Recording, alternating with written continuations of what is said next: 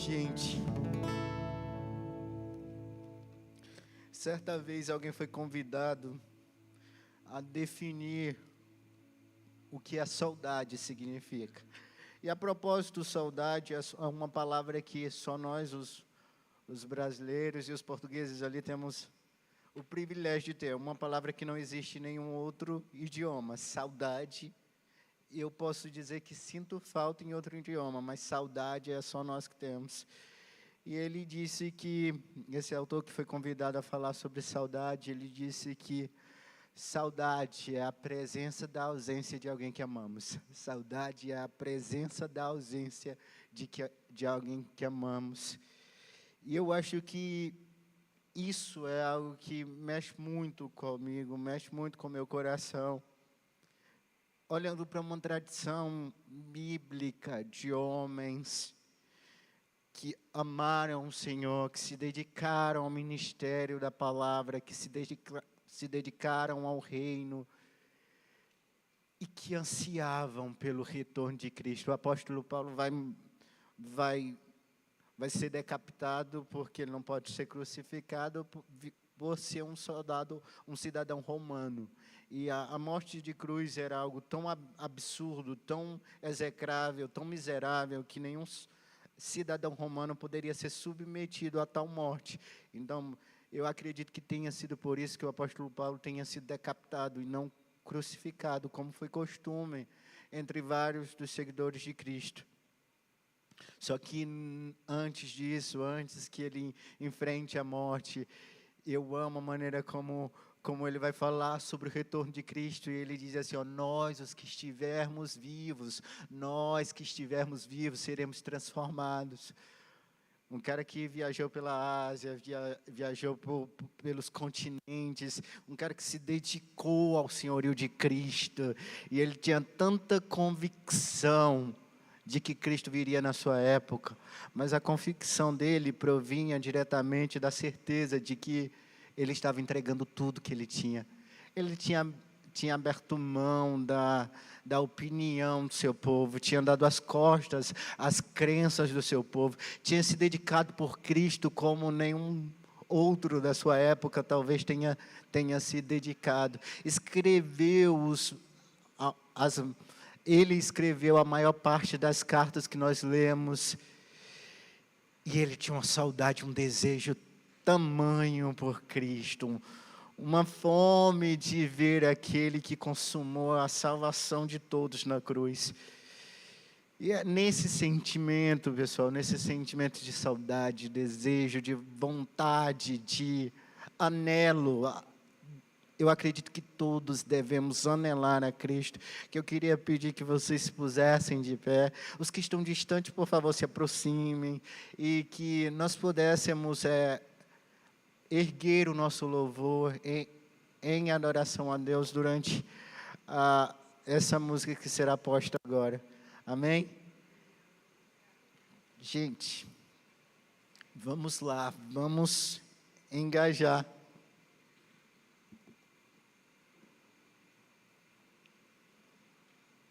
Se quiser também dar uma apagada nas luzes aqui também. Eu agradeço, gente. Eu quero que vocês sintam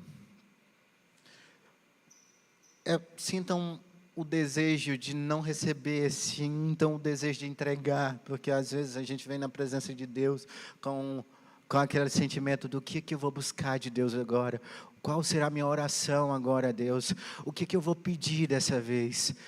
Que o nosso sentimento agora seja, Deus, como eu posso te ajudar, como eu posso ser útil no teu reino, como eu posso adorá-lo de uma forma diferente. Amém? Pode.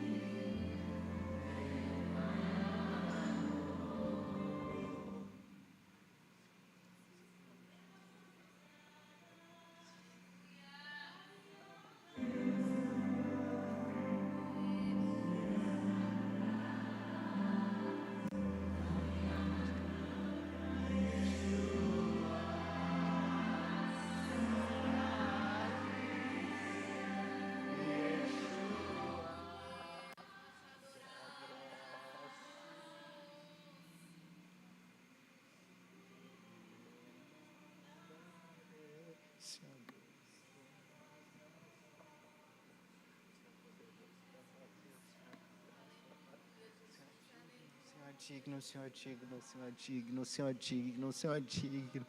É digno no nosso louvor, é digno da nossa adoração, é digno das nossas lágrimas, é digno, meu Deus, de tudo. O Senhor é Deus, o Senhor é Deus sobre tudo, sobre todos, sobre toda a terra. Nós glorificamos o Teu nome, nós levantamos, meu Deus, louvores ao Teu nome. Seja glorificado o Teu nome, meu Deus, no nome de Jesus, no nome de Jesus.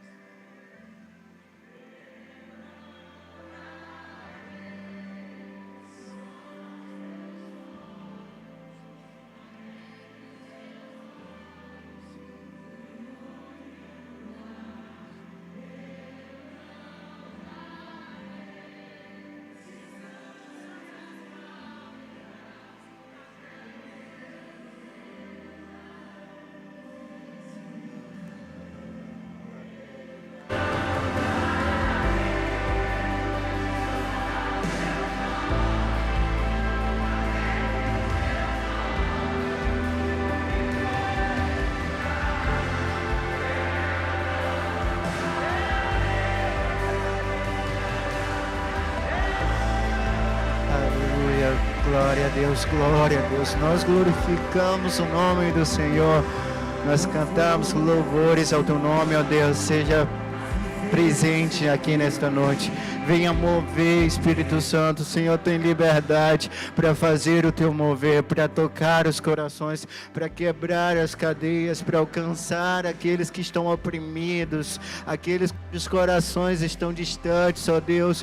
Nós somos o Teu povo, nós somos a menina dos Teus olhos, nós somos Teus vasos. Derrame sobre nós, meu Deus, o Teu óleo purificador, que os nossos corações estejam largados aos Teus pés, no nome de Jesus. Rendidos nós estamos, ó Deus. Ser conosco, ser favorável, ó Deus, ser favorável a cada um de nós, ser favorável, meu Deus, às nossas necessidades.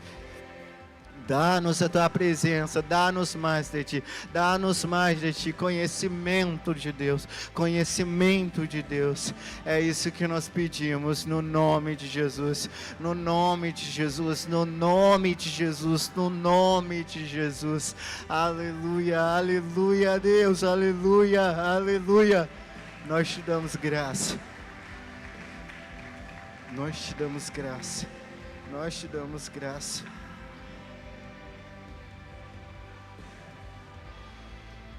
Pessoal,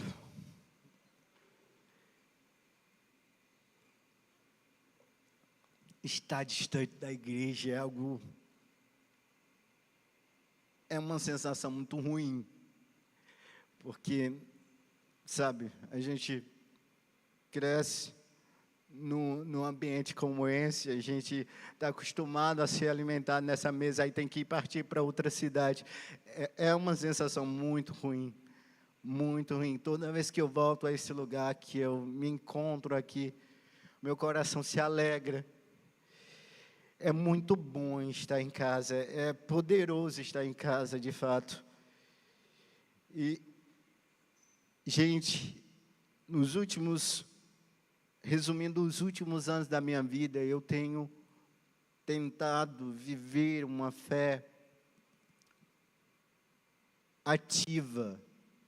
Como assim, Mateus? Eu tenho me perguntado realmente se eu creio. Eu tenho me perguntado por que que eu adoro ao Deus que eu adoro? Por que que eu me prostro diante do Deus que eu me prostro? Por que cantar louvores? Por que erguer as mãos? Por que vocês vêm aqui? Se perguntem. Você já se perguntou isso antes de dormir? De fato, você crê? Você crê mesmo com todo o seu coração? Realmente, o seu corpo reverbera uma certeza inquestionável a respeito do pertencimento ao Senhor Jesus? Você vive a sua fé com total convicção. Porque, gente, Deus nunca esteve interessado em números. A arca prova isso, só a família de Abraão, de Noé. Lá na Babilônia, vocês se lembram do resto do povo de Israel? Porque eu só consigo lembrar Daniel, Isaac, Mesaque e Abednego. Eu não me lembro de ninguém mais fazendo a diferença. Só uns poucos se dedicaram verdadeiramente ao pertencimento do Senhor. Eu queria convidar vocês ao texto que está lá em Lucas, capítulo 11.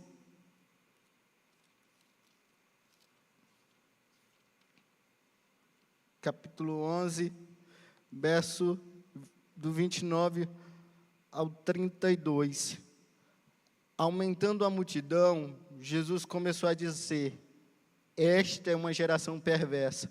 Ela pede um sinal milagroso, mas nenhum sinal lhe será dado, exceto o sinal de Jonas. Pois assim como Jonas foi um sinal para os ninivitas, o Filho do Homem também o será para esta geração. A rainha do sul se levantará no juízo contra os homens dessa geração e os condenará, pois ela veio dos confins da terra para ouvir a sabedoria de Salomão. E agora está aqui quem é maior do que Salomão. Eu penso a indignação que Cristo estava passando neste momento. Ele falava como quem tem autoridade. E ele tinha de fato autoridade. Mas percebam aqui, na época em que Salomão foi conhecido pela sabedoria, a rainha de Sabá saiu lá do fim do mundo para visitá-lo, para sentar à mesa com ele, para ouvir a sabedoria. Pensa só, Jesus estava ali.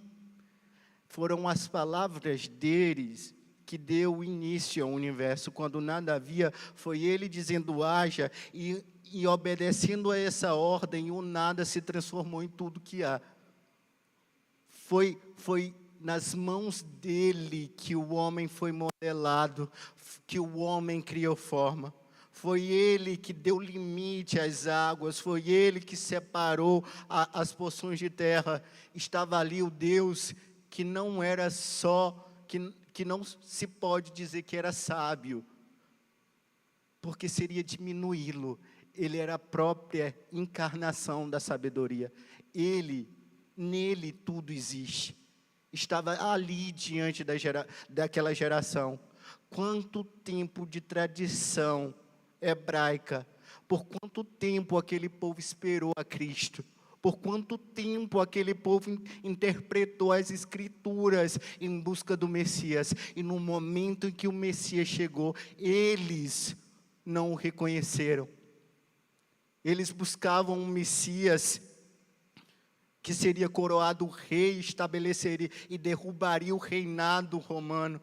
Mas o que Deus queria, qual era o plano de Deus, era reinar sobre o coração deles. Eles criaram leis para si, leis e mais leis, e esqueceram da misericórdia. Foi essa a palavra de Deus ao profeta Oséias, em Oséias capítulo 6, verso 6. Misericórdia quero e não sacrifício, e conhecimento de Deus mais do que holocausto. Com a revolta de Cristo, poxa, o ser que criou tudo estava ali. Ele era a personificação de Deus na terra. Ele é Deus. E ele não foi reconhecido pelos seus méritos. Sabe, eu amo as Escrituras quando diz que Cristo havia feito milagres, e ele se engaja numa discussão com os fariseus, e ele diz assim, ó: tá bom, vocês não querem crer em mim, eu entendo, mas olhem para as minhas obras, e elas testificam ao meu respeito. Se vocês não querem crer em mim por conta das minhas palavras, olhem para as minhas obras. Àquela altura, Cristo já havia ressuscitado mortos, Cristo já havia feito inúmeros milagres, e eles não creram. Como estar cego, como viver por um propósito, como existir por um propósito, e no momento em que o propósito chega, eu não o reconheço. Sabe, A sabedoria de Cristo é infindável, é insondável, como a própria Escritura diz. Olha quem era rejeitado. Era o próprio dono do universo. Era o Criador de tudo. E o versículo continua dizendo: os homens de Nínive se levantarão no juízo contra essa geração. Essa Bíblia diz mas não faz nenhum sentido. É contra esta geração.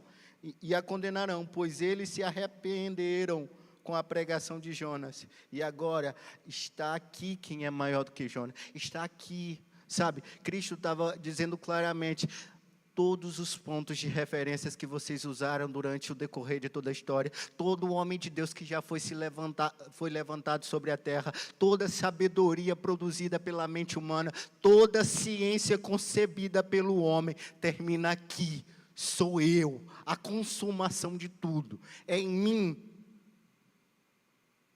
E o que eles fizeram com isso? Sabe, é engraçado como Deus parece às vezes trabalhar nos frustrando. Cristo era tudo o que os judeus não esperavam. Eles esperavam um rei para destruir Roma. Cristo era o rei para destruir os ídolos que eles tinham construído nos seus corações. Cristo vinha libertar não da opressão momentânea dos romanos, mas da opressão maligna que eles deixaram reinar sobre as suas vidas. Não podemos perder o foco, não podemos desviar os olhos. É olhando para Cristo, não a partir do que eu acho, do que eu penso, Cristo é isso, Cristo é aquilo. Na minha opinião, deve ser feito dessa ou daquela forma. Devemos nos submeter ao senhorio de Cristo e nos agarrar à palavra de Deus como a única chance de sermos salvos. Porque eu tenho certeza, gente, se uma coisa eu tenho certeza é que o homem é mau. Sabe, Hitler conseguiu seduzir uma Alemanha inteira a sacrificar 6 milhões de pessoas. 6 milhões de pessoas foram aniquiladas, porque um homem conseguiu divulgar um boato que existia um povo melhor, existia uma raça melhor. Quantos homens e mulheres não morreram naquelas caixas de gás? Quantos não definharam até a morte, não trabalharam até a morte, quanto desespero, quanto pavor não irrompia daqueles campos de concentração, porque um homem disse que havia uma raça melhor do que a outra. A humanidade matou 6 milhões. 6 milhões. Na travessia do Oceano Atlântico, quando os negros vinham da África para toda a Europa, inúmeras pessoas morreram. Há um relato, eu li um livro de um homem que deixou as suas unhas crescerem e vinha dentro dos porões dos navios, onde não havia como se mover, todo mundo vinha deitado. As pessoas faziam cocô e se mijavam no mesmo lugar. E essas pessoas ficavam tão desesperadas, que esse homem decidiu deixar as suas unhas crescerem. Ele deixou as unhas crescer e não comeu nada. Sabe qual era a finalidade dele? Cortar a própria garganta com as unhas, porque ele se recusava a ser escravo. Sabe o que é isso? Isso é o homem nu e cru.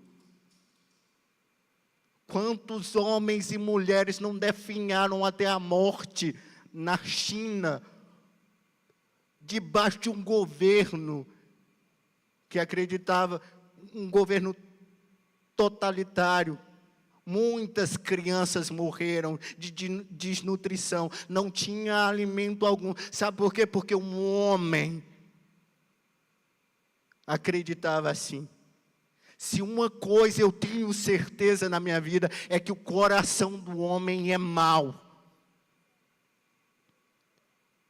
Deus tirou Abraão da terra de Ur, e Deus liberou uma promessa sobre a vida de Abraão.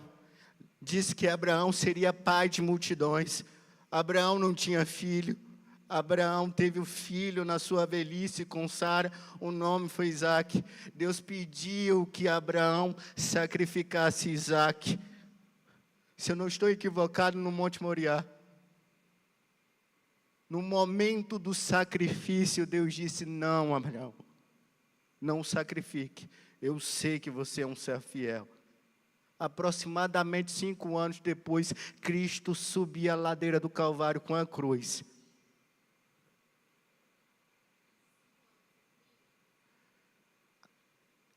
E sabe, Cristo morria pregado no Calvário.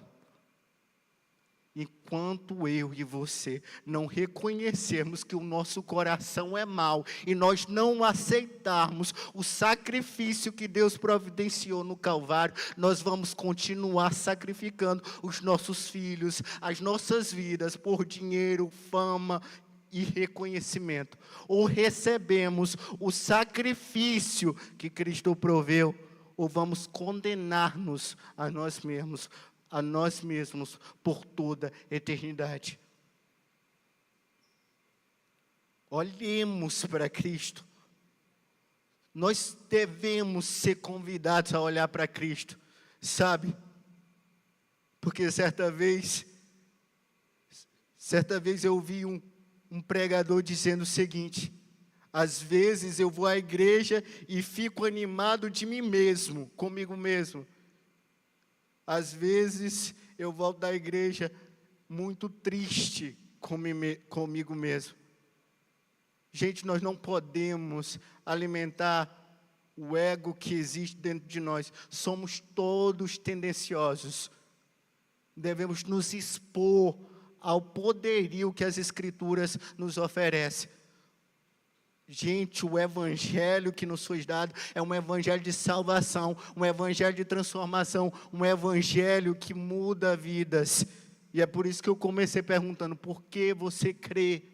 Por que você crê? Você tem que saber por que crê, você tem que saber por que ora, você tem que saber por que vem à igreja. Nós não podemos, como o povo judeu, não reconhecer a oportunidade que nos é oferecida todos os dias. Todos os dias. Devemos olhar para Cristo.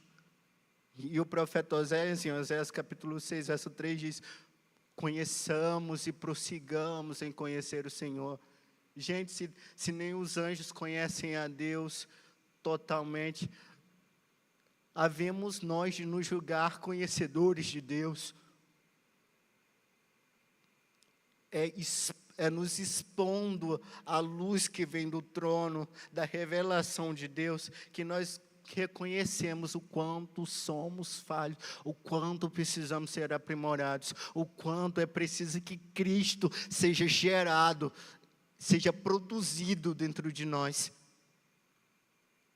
para que possamos apresentar um louvor digno. Sabe, o apóstolo Paulo em Filipenses, ele diz algo que eu acho muito poderoso. Ele diz para o povo: é tempo de viver de acordo com aquilo que vocês já sabem. É tempo de viver de acordo com aquilo que nós já sabemos. O que nós sabemos já. Gente, às vezes eu sinto que eu sou munido de uma hipocrisia. Eu digo que eu amo a Deus com todo o meu coração e eu busco o reino dele com todo o meu coração, quando eu me dedico quase 8 horas por dia e mais aos meus próprios sonhos e coloco Deus numa agenda. Como o dono do universo tem que ter um espaço na minha agenda? Como eu posso marcar um encontro com Ele?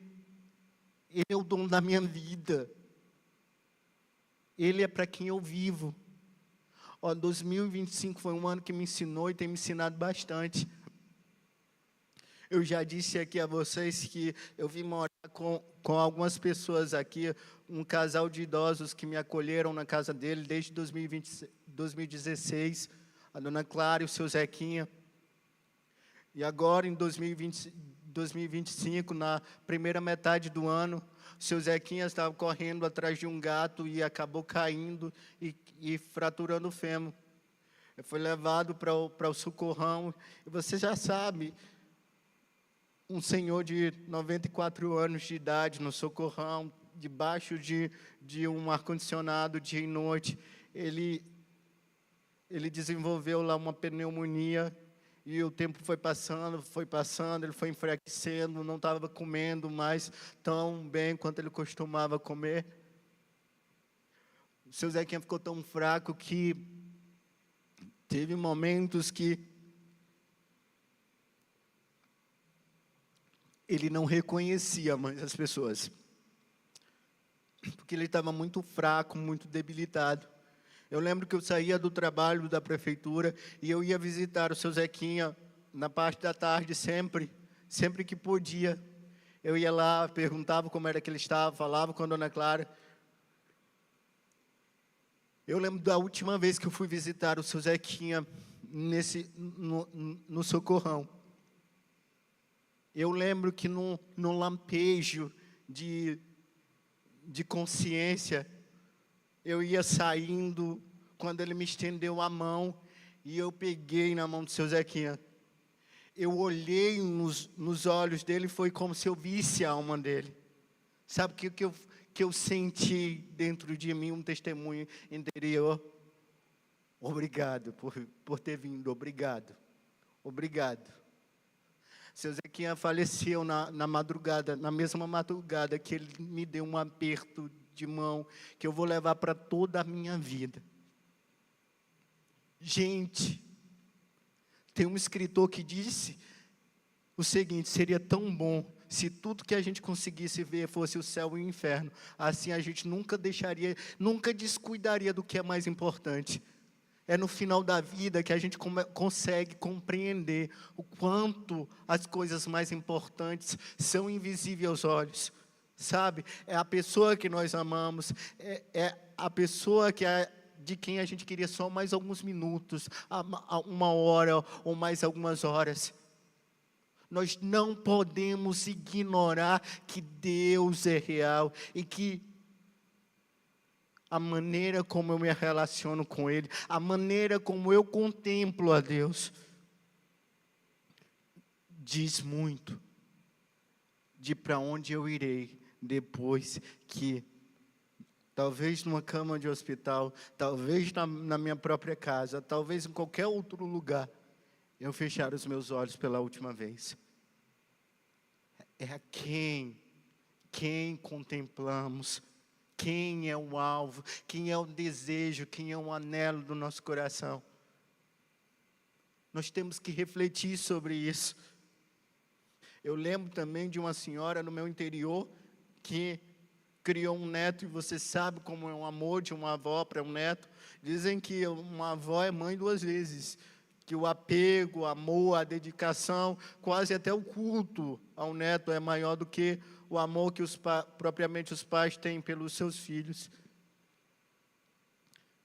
Ela começou a enfraquecer e adoeceu e foi ao hospital. E do hospital não voltou mais. À medida que os dias se passavam, a morte se aproximava e parecia ser uma realidade incontornável. Ela só conseguia dizer uma coisa: não quero que vocês tirem a casa do meu neto. Eu não quero que vocês tirem nada de lá. Ele tem direito a tudo. Ele deve ficar com tudo. É dele a casa dele. Não inventem de tomar a casa dele. A casa é para ele. Eu estou deixando tudo para ele. Gente, é tão incrível que mesmo no momento da morte, ela conseguiu contemplar todo o amor que ela tinha pelo neto. Temos que pensar a respeito disso. É por isso que eu convido, geralmente, as pessoas a refletirem a respeito da sua fé. De nada valerá bater palmas, se arrepiar ou chorar, se nós não tivermos um contato sincero com Deus. Vocês estão aqui?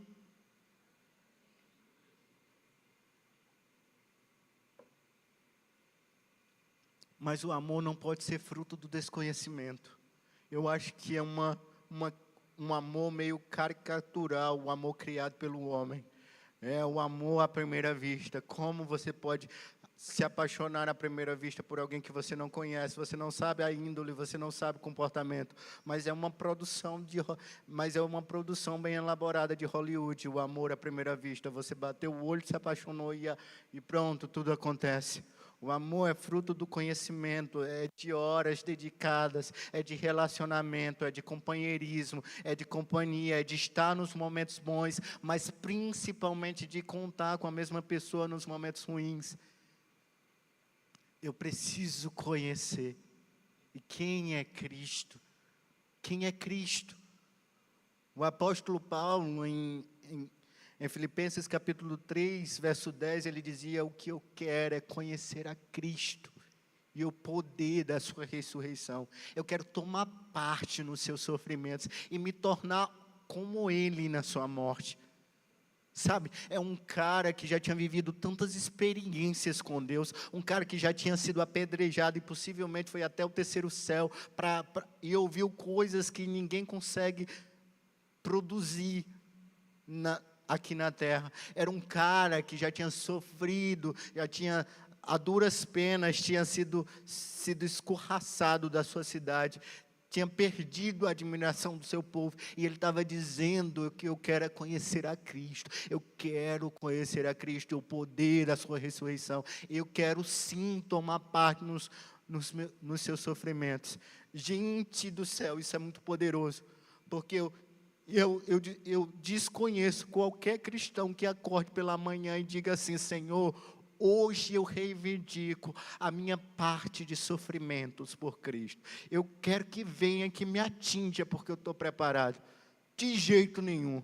Nós acordamos declarando: Senhor, a Tua palavra diz que o Senhor é conosco, que todas as coisas cooperam para o nosso bem, porque nós fomos chamados segundo a Tua vontade. Ninguém pede para si sofrimento. E o apóstolo Paulo estava dizendo que eu quero conhecer a Cristo e o poder da sua ressurreição. Eu quero tomar parte nos seus sofrimentos. Mas como não, se Hebreus capítulo 1, verso 3 diz o seguinte: o Filho é o resplendor da glória de Deus, é a expressão exata do seu ser, sustentando todas as coisas por meio da sua palavra poderosa. O Filho. É basicamente o que Colossenses vai dizer em Colossenses capítulo 2, verso 9. É em Cristo que habita corporalmente a plenitude da divindade.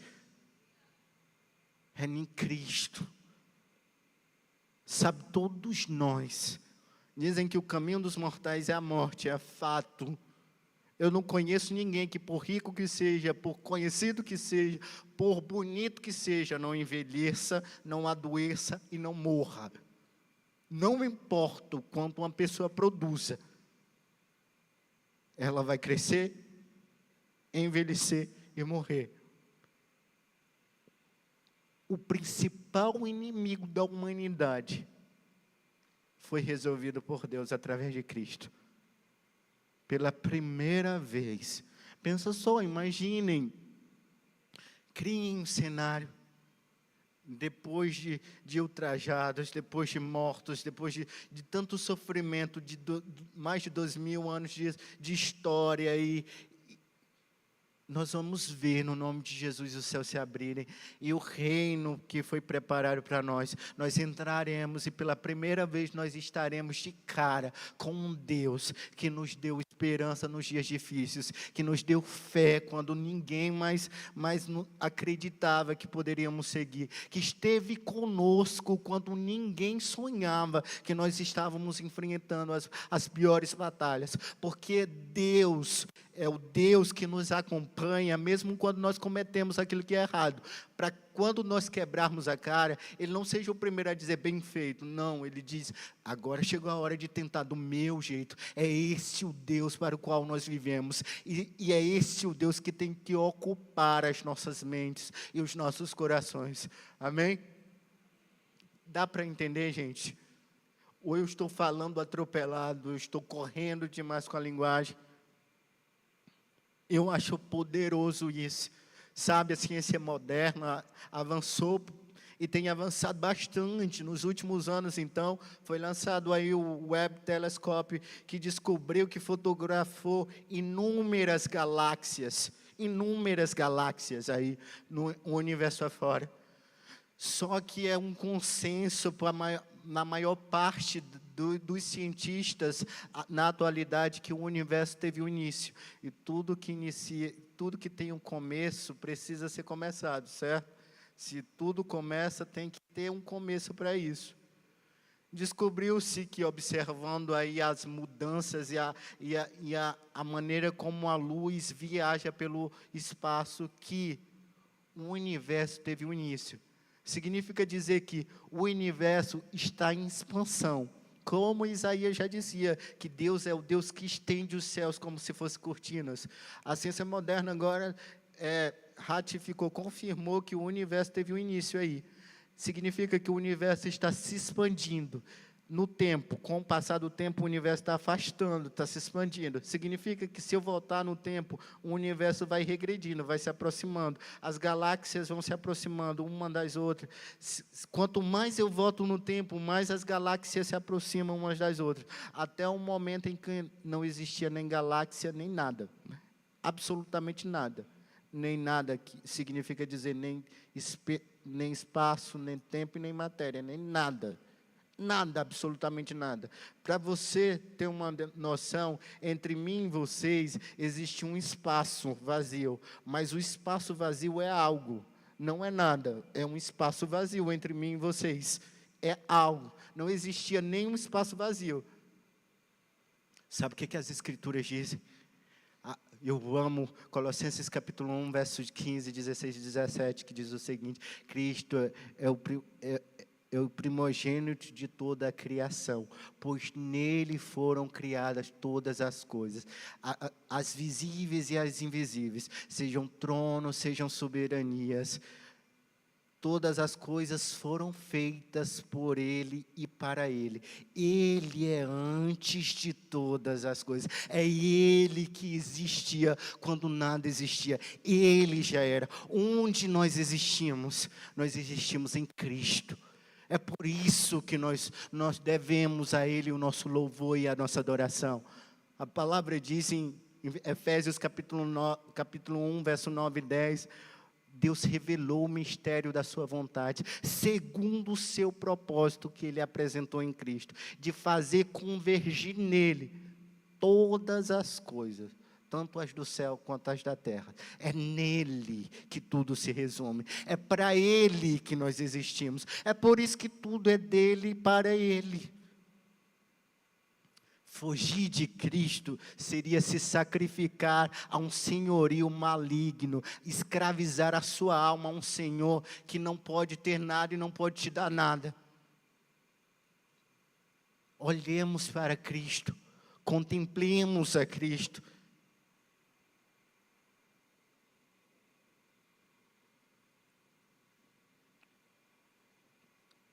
É essa mensagem que eu queria trazer para vocês, galera. Eu percebo que o tempo já está avançado, mas que fique claro, que tudo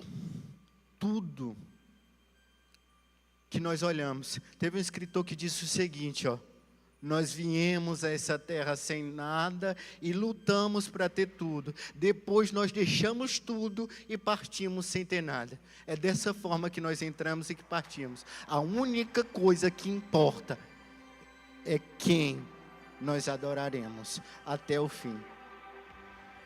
Deus convida a cada jovem. Gente, você é jovem, você está me ouvindo, a minha voz está chegando aí. Eu preciso te dizer o seguinte: não há pornografia, não há desejo humano, não há nada nessa terra que possa competir com o desejo do conhecimento de Cristo. Que Cristo seja revelado ao seu coração, que Ele seja o alvo do seu louvor, o alvo da sua adoração. Que seja para Ele que você viva cada momento. Eu descobri esses dias, gente, e eu acho poderoso que as letras que formam o nome de Deus, um anagrama lá no grego, nas primeiras formas que o nome Deus aparece na Bíblia, foi feito de maneira impronunciável. E sabe qual é a lembrança que o nome traz? É o de uma primeira respiração. Quando você está bem cansado, que você vai... Esse é o nome de Deus. Não poderia ser pronunciado. É uma primeira... o som do nome de Deus é o som da respiração. É por isso que lá em Salmos dizia que todo ser que respire louve ao Senhor. Amém? Vocês podem se levantar, gente.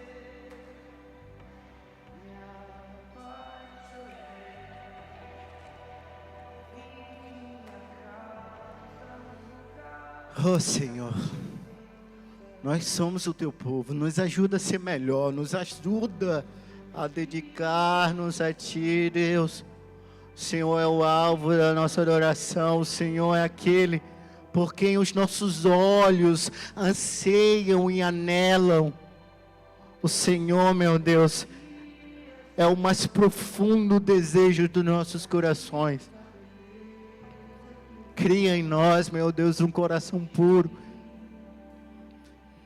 E renova dentro de nós o espírito inabalável. Não nos lance para fora de ti, Senhor. E não nos tire o teu Espírito Santo. Somos o teu povo, ó Deus. Nós somos o teu povo. Nós cremos no teu nome. Opera em nós, meu Deus, opera em nós, para que possamos manifestar o teu reino, meu Deus, aos outros, aos perdidos, aos sem esperança. Ganha-nos a cada dia, meu Deus. Ganha-nos, converte os nossos corações a ti. Converta-nos, ó Deus. Precisamos do Senhor. Precisamos de ti, meu Deus. O Senhor é bom, o Senhor é bom, o Senhor é bom. Obrigado, Senhor. Obrigado, Senhor. Obrigado. Aleluia. Glória a Deus. Aleluia. Glória a Deus. Tendo em vista, pessoal, esse momento, eu gostaria aqui de em nome de Cristo, renovar o pedido. Alguns, eu sei que pode haver alguém aqui que nunca se rendeu